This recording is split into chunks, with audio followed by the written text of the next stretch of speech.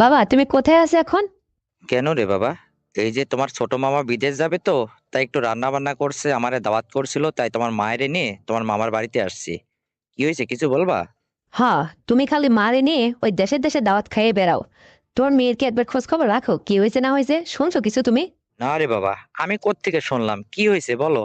ও, তার মানে মেয়েরে বিয়ে দিলে মেয়ে পর হয়ে যায় বাবা মার কাছে, না? একটাবার কি ফোন টোন দিয়ে খোঁজ খবর রাখো তুমি?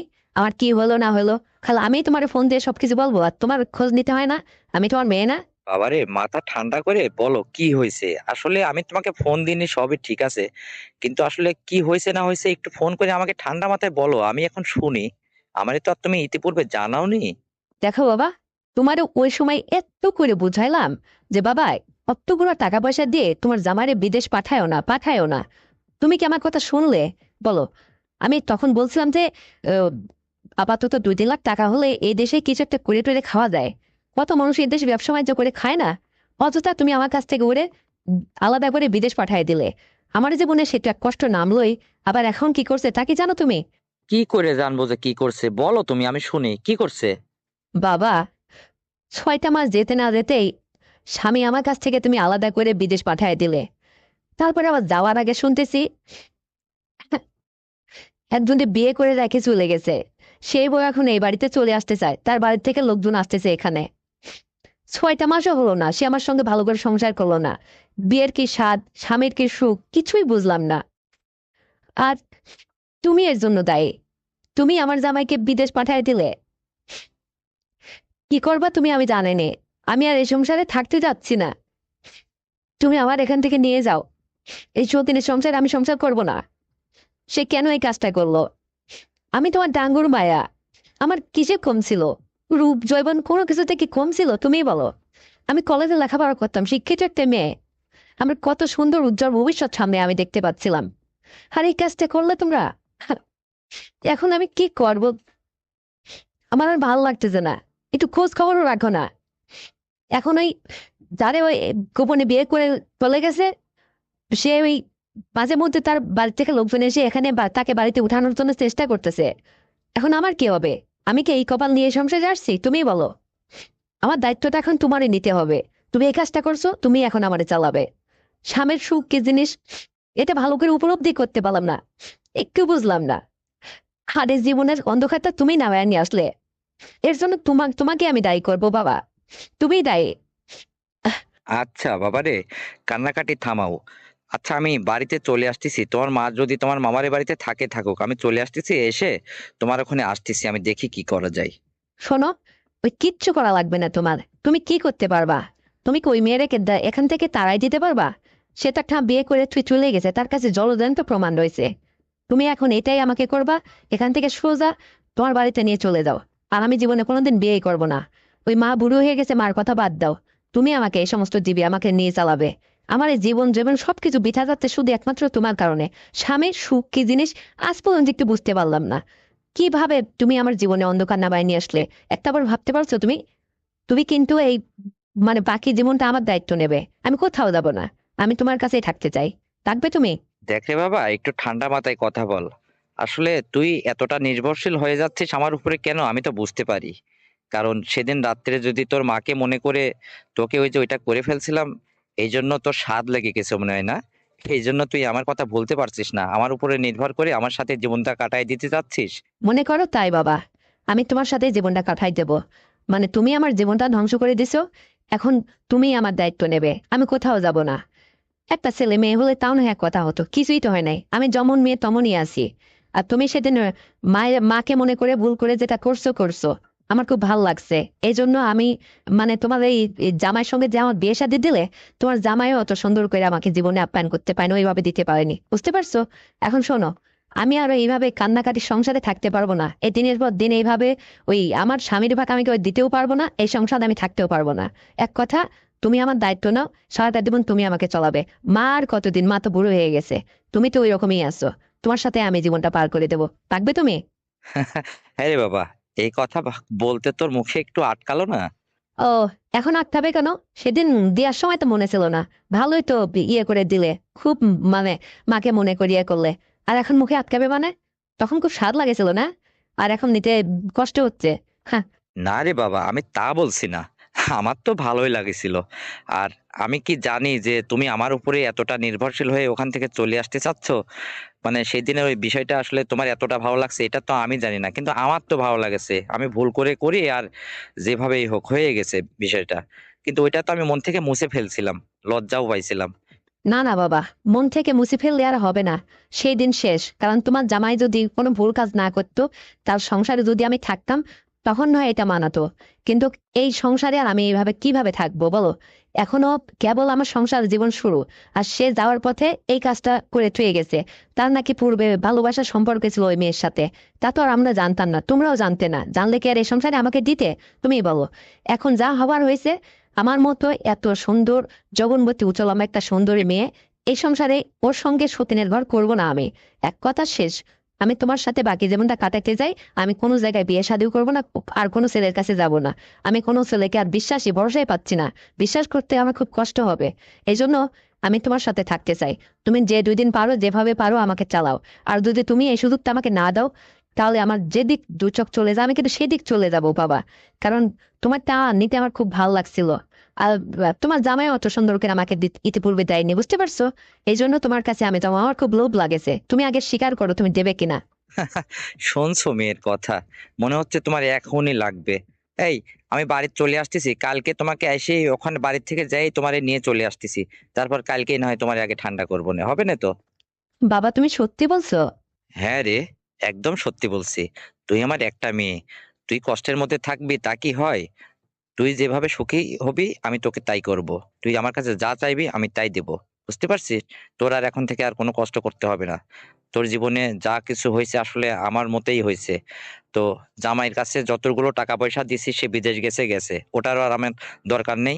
তুই এখানে আয়, ওরে পরিষ্কার করে দিয়ে তুই আমারে ধরে থাক। বাবা, তুমি আমার লক্ষ্মী বাবা। আমার সোনা বাবা। অনেক ভালো বাবা তুমি। আমার জীবন থেকে অনেক কষ্টের বোঝাটা মনে হচ্ছে এখন হালকা হচ্ছে, কারণ জানো, এখন আমার উঠতি বয়স, উঠতি সময়। আর পুরা সময় এখন আমার হচ্ছে আমার স্বামীকে কাছে পাওয়ার। সেটা তুমি যখন আলাদা করছো, স্বামীর সুখ কি জিনিস, আসলে একসাথে থাকা কি জিনিস, এইগুলা তো আমি বুঝলামই না। আর যে সময়টা তুমি আসলে আমাকে এই ঝড়টা নামাই দিছো, এটা তুমি ঠান্ডা করবে। আমি তোমারটাই পেতে চাই, তোমারটাই নিতে চাই, জানো বাবা। তোমারটা অনেক বড় মোটা, আমার খুব ভালো লাগেছিল জানো। আর এটা কখনো আমি বলতে পারি না। তোমার জামাইরও এরকম না জানো, সে কখনো আমাকে আসলে এটা দিয়ে মনে হয় সুখী করতে পারতো না। তবুও সামাজিক হিসাবে তার সঙ্গে আমি সংসার করতে চাইছিলাম, কিন্তু ওই যে সে যে ভুল কাজটা করলো, তার সাথে তো আর আমি থাকতে এখন পারবোই না। আমি সোজা তোমার সাথে চলে আসবো। তুমি কালকে কিন্তু এসে আমাকে নিয়ে যাবে। আর শোনো বাবা, ওই মা বাড়িতে আসার আগে কিন্তু যে কয়দিন না আসে না আসবে, তুমি আমাকে ঠিকঠাক মতো একটু কয়টা দিন একটু ঠিকঠাক করে দিবে, বুঝতে পারছো? আর সুন্দর করে আমাকে একটু আদর আপ্যায়ন করবে। আমি তো আর মেয়ে না। কতদিন এভাবে অনাহারে রয়েছি। স্বামীটারে কাছে পাইনি, বিদেশ চলে গেল, 6টা মাসও সংসার করতে পারলাম না। আমার মধ্যে যে একটা, না মানে, যন্ত্রণা, মনের মধ্যে একটা কষ্ট, সবকিছু নিয়ে আমি স্বামীর সংসারে পড়েছিলাম। তো তুমি কিন্তু আসলে আমার এই দায়িত্বটা নেবে। সেদিনকার মতো না, তার চেয়েও সুন্দর করে তুমি আমাকে দেবে, পারবে তুমি? মানে আমার আর কিচ্ছু ভাল লাগতেছে না। আমার শুধু এটার কথাই মনে হচ্ছে। কেন যে সেদিন তুমি ভুল করে আমাকে এটা করলে, আমি নিজেও বুঝতে পারি না। আর এই জন্য আমার মনে হচ্ছে কি জানো, যে তোমার সাথে আমি সারাটা জীবন বুকে পিঠে লেগে থাকি, তোমার সাথে আমি সংসার করি। মা এখন ওইসব বুঝবে না। আর মা কখনো বাধাও হবে না, মানে মাকে ম্যানেজ করে নেব সেভাবে আমি, তুমি সংসারে আসো। মা ওই সমস্ত বুঝছেও না। তুমি আমার বাবা না, তুমি প্রয়োজনে আমার রুমে থাকবে আমার কাছে। হুম। কিন্তু বাবা রে, এভাবে আর কতদিন চলবে বল? আমারও তো বয়স হয়ে গেল, তোর মাও বুড়ো হয়ে গেল। আর আমিই বা তোকে কতদিন এইভাবে সুখী করতে পারবো? তারপরে তো বাকি জীবনটা একটা পথ তোকে বাঁচতেই হবে। হ্যাঁ, তুমি যখন বুড়ো হয়ে যাবা, দেখবো যে তুমি আর চলতেছো না, তখন একটা চিন্তা ভাবনা করে যা হয় করা যাবে। মানুষের একটা সময় মানুষ একটা পথ উপায় বের করে না, তখন আমার যা হয় তাই হবে। শোনো বাবা, তুমি তো আর গরিব মানুষ না। তুমি সারা জীবন বসে খাওয়া, তোমার অর্থ অর্থ করে ফুরবে না কখনো। তাহলে তোমার সংসারে আমার মতো একটা মেয়ে সারা জীবন বসে খালে বা কি হবে? শুধু আমার স্বামীর অভাব, সেটা, হ্যাঁ, তুমি দায়িত্ব নেও, তুমি পূরণ করবে, এটা হচ্ছে আমার দাবি। আর যতদিন তুমি পারো, তারপরে তা পরের চিন্তা আমার। তোমার এই নিয়ে টেনশন করা লাগবে না। আমি শুধু তোমার কাছে যে সুখী হতে চাই বাবা। তুমি আমাকে সুন্দরভাবে আদর আপ্যায়ন করবে, দারুণ ভাবে দিবে। তুমি আমার বাবা না? তুমি আমাকে যখন যেভাবে চাইবে, যেভাবে খুশি, আমি সেইভাবে তোমাকে আদর করব। এই সুযোগটুকু তুমি শুধু আমাকে দেবে। আর কিচ্ছু তোমার কাছে আমার চাওয়া পাওয়া নেই। মা কখনো এটা বুঝবেই না, তার আড়ালেই হয়ে যাবে। আর তুমিও দেখবা তখন আমার মানে আমার সঙ্গে চলতে চলতে তোমার চেহারা স্বরূপ সব ভালো হয়ে যাবে। তুমি আবার নতুন জীবন ফিরে পাবে বাবা। অনেক সুখী করবো আমি তোমাকে। ইতিপূর্বে মাও তোমাকে এত সুন্দর করে সুখ দিতে পারেনি, এত করে সুন্দর করে আপ্যায়ন করতে পারেনি। আমি সেইভাবেই বাবা তোমাকে আপ্যায়ন করব। এত সুন্দর করে সবকিছু দিব না, তুমি একদম খুশিতে উৎফুল্ল হয়ে যাবা। দেখবা বাবা তুমি। শুধু আমি তো আর আমার মুখের গল্প না। সেদিন তো আসলে ভুল করে যেটা হয়েছে, তখন তো লজ্জা কাজ করতেছিল, তুমি আসলে আমাকে বলতে পারছিলে না, আমি টের পেলে তোমাকে লজ্জায় বলতে পারছিলাম না। এইরকম একটা কিছু হয়েছিল। আর এখন থেকে তো তা না, জানা শুনে তারপরে মানে সজ্ঞানে সবকিছু হবে, বুঝতে পারছো? কত সুন্দর হবে বাবা, তুমি একবার ভাবতে পারছো? আর জানো বাবা, এইটা শুনে আমার যে কি যে ভালো এখন লাগতেছে, যে কতদিন পর আমি তোমার সাক্ষাৎ পাবো। হ্যাঁ রে, নড়ে চড়ে বাপের ঘাড়ে চড়বি? কি এমন দেখছিস বাপের যে এত ভালো লাগলে তোর? আমার মধ্যে কি আছে রে বাবা? বাবা, তোমার ওই স্মার্ট চলাফেরা, সুন্দর উঁচু লম্বা ফিগার, মানে তোমার সমস্ত কিছু আমার ভাল লাগে জানো। কেন যে আমার হাজবেন্ডটা এরকম হলো না? আবার দেখো, যাই ছিল না ছিল, মোটামুটি তো একরকম ছিল। আবার কি একটা ভুল কাজ করলো যাওয়ার বেলায়, হ্যাঁ, আর একজন প্রেমিক রে বিয়ে করেছে চলে গেল। কি একটা যন্ত্রণার কথা। যাই হোক, ওসব বাদ দাও তো। আমি চলে আসি সংসার থেকে, ওরে একদম পরিষ্কার করে দেব দিয়ে, তোমারটাই আমি বেঁচে চাই, তোমার সাথে আমি থাকতে চাই। এইরকম একটা হ্যান্ডসাম বাবার মেয়ে আমি, আমার বড় গর্ব হয় বাবা, বুঝতে পারছো? তাই নাকি রে? হ্যাঁ, এইরকম প্রশংসা তোর মা জীবনে আমাকে করলো না। বড় আফসোস জানিস। তুই যখন একটা দিনেই দেখ না আমার সংস্পর্শে এসে তুই কতটা খুশি। তুই আমাকে এক মুহূর্তে চিনে ফেললি। চিনবো না? হ্যাঁ, তুমি যেভাবে করলে, যেভাবে দেও, কান্না লোভ লাগে। আমার তো ভালোই লাগতেছে। মানে আবারও যে পাইতে যাচ্ছি, এই ভেবে দারুণ মনে হচ্ছে। আমি খুব খুশি বাবা, জানো। এই 5 মিনিট আগে আমি দুঃখে সাগরে ভাসতেছিলাম। মানে আমার মনের মধ্যে কত কষ্ট, কত যে একটা মানে আমার খুবই মনে হচ্ছে আমার জীবনে কেউ নেই। এই জন্য তোমাকে ফোন করে এইভাবে একটু উচ্চস্বরে কথা বললাম। যাই হোক বাবা, তুমি যখন আমার দায়িত্বটা নিয়ে নেছো, আমার যে এখন কি ভাল লাগতেছে বোঝাইতে পারবো না তোমাকে। দেখো, এই মুখেই কান্না, এই মুখেই হাসি ফোটালে তুমি। তুমি না আমার লক্ষ্মী বাবা আমার, হ্যাঁ? তো শোনো, অনেক কথাই বলছি, আর কথা বাড়াবো না। কোনো কিচ্ছু করা লাগবে না, সোজা তুমি আমার শ্বশুর বাড়িতে আসো, আমাকে নিয়ে চলে যাবা। আমি গাত্তিকুটি বাইরে ওখানে একদম সবকিছু নিয়ে চলে যাব। যাই আর আমি এই বাড়িতে আসবো না। তারপরে যা হয় হবে। আর ওর ফোনও আমি রিসিভ করবো না, ওই বিদেশি অর্ডার। আর মা ওখানে থাক, মা যে কয়দিন থাকে থাক, মার আশা লাগবে না। তুমি আমার নিয়ে কয়টা দিন একটু ঠিকঠাক মতো এবেলা ওবেলা দাও। সুন্দর করে কিন্তু দেবা। ওই তা সেদিনকার মতো না, তার চেয়েও সুন্দর করে, বুঝতে পারছো? আমিও তোমাকে দারুণ ভাবে খুশি করব বাবা। তুমি একদম প্রস্তুত হয়ে চলে আসো। আমার যে এখন কি ভাল লাগতেছে। তা ঠিক আছে, রাখতেছি বাবা, অনেক কথা হয়েছে। হ্যাঁ রে মা, তোর মায়ের কি এই কথাটা আমি একটু বলবো?